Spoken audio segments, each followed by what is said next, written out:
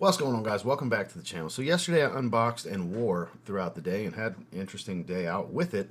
The new Hawas Malibu, their Beau Le Parfum clone. More of a twist, honestly. It's a little bit different.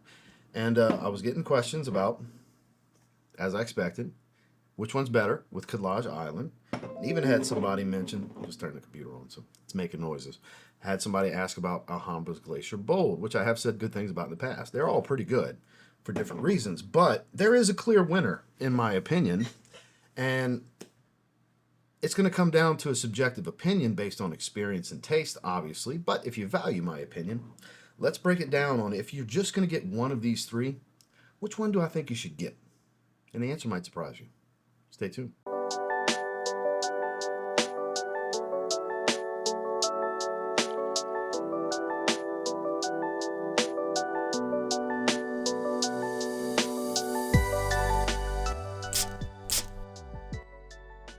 So first things first, and we'll go in chronological order of which I got first, which I got Glacier Bold first about 2 years ago. So we'll talk about that one first. Maison Alhambra, sister brand to Lattafa.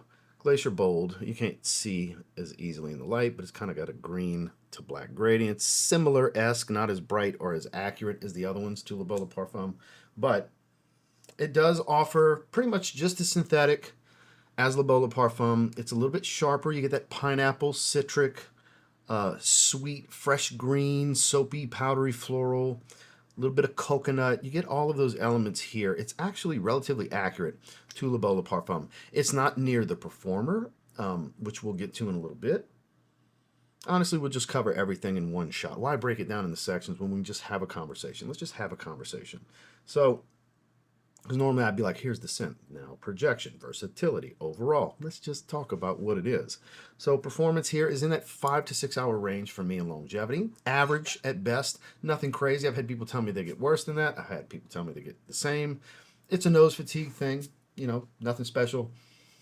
On the atomizer, bottle's decent, hefty, all the things. It's decent. For the money, you're going to spend like high 20s, low 30s for this. And it's a decent option. Now, is this the one to buy? No. The other two are better in literally every category. This is still a solid fragrance. If you have this, it will be redundant to have the others, but the others beat it in pretty much every category. So, speaking of, chronologically, what did I get next? Khadlaj Island. In my opinion, as far as bottle, best bottle of the bunch.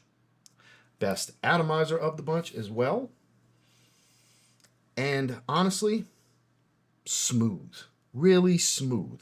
Beau Le Parfum, again, edgy, scratchy, synthetic, beautiful fragrance, but it's a sharp synthetic fragrance. Here, it's pretty accurate. Again, it goes back to pineapple, fresh green, soapy and powdery florals, sweet tonka bean, that coconut, tropical, aquatic smell. All of the elements are indeed here from Beau Le Parfum. Accuracy is very, very close, but this is actually smoother than the original. This one, again, a little bit better performer than this, but not the performer that Beau Le Parfum is. Beau Le Parfum is a beast.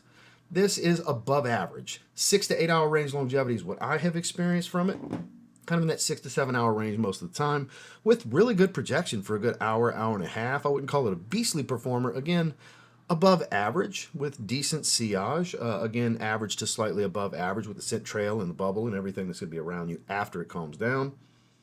It just smells fantastic. And for the $35 range, this is a really good buy, even if you have the original, because that's been my thing with this for the longest time, is I don't mind having this and having the original. It's super redundant to have it if you have the original. Again, if you have Beau Le Parfum, you don't need any of these three.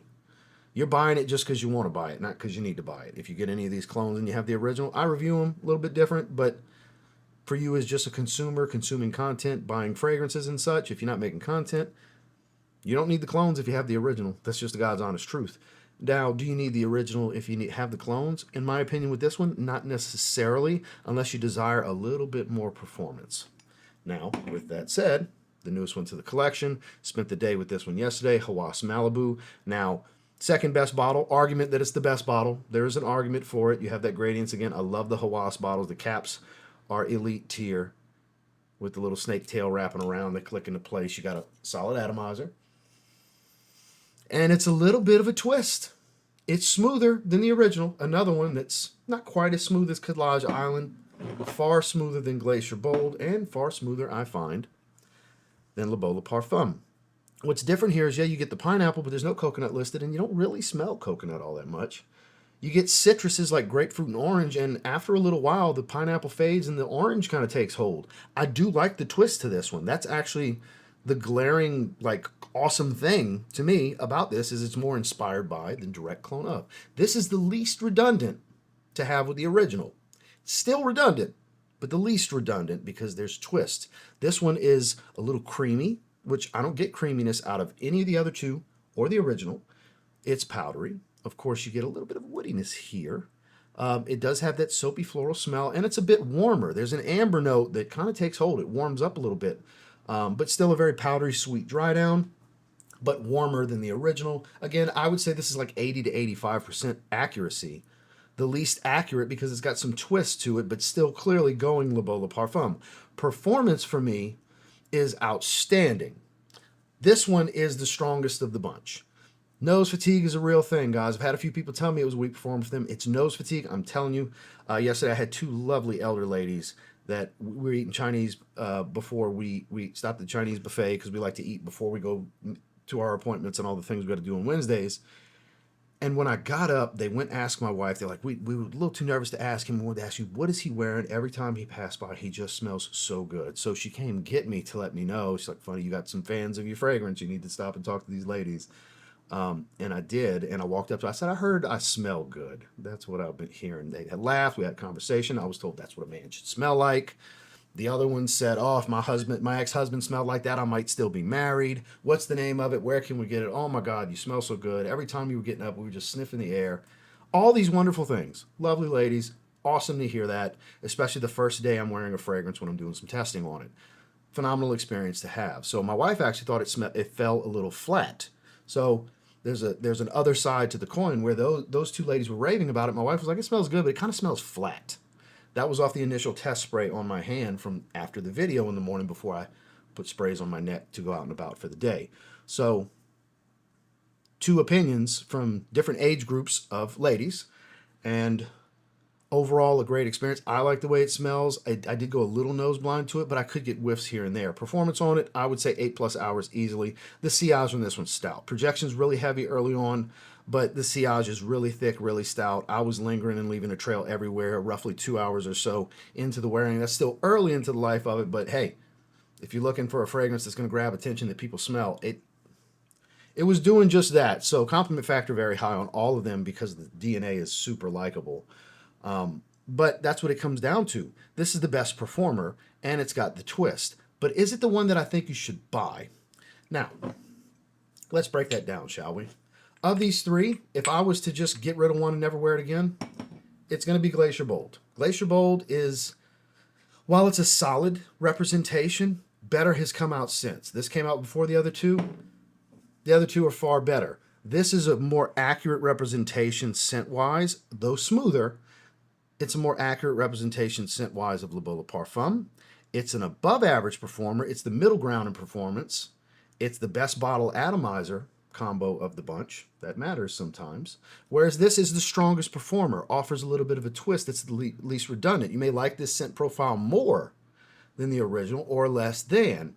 This is a really tough decision because I'm happy to have both. I will wear both. But if I was to say, you know what, all you really need is this one, in this instance, the middle ground is the best option, I think, because it's acceptable performance for you beast mode whores that feel like everything's got to be just melt your face off performance. Still might not be enough for those guys. But for the majority of you, you'll get a lot out of this. Even if you only get about 5 hours because you don't realize your nose is going blind to it.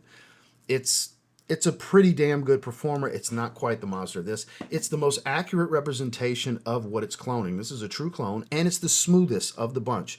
It is a smoother representation of the original, and it's more affordable. This one's going for around 50. This one's going for around 35. This one's going for around 30. It's legitimately the middle ground in everything other than it's the best bottle atomizer combo, and it's the smoothest of the profiles. So, surprisingly, for as much as I'm loving this one, as great of an experience as I had wearing this yesterday, if you're getting one, get Khadlaj Island.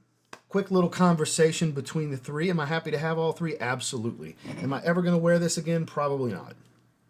I have the original, and I have two fantastic representations of an inspiration and a carbon copy.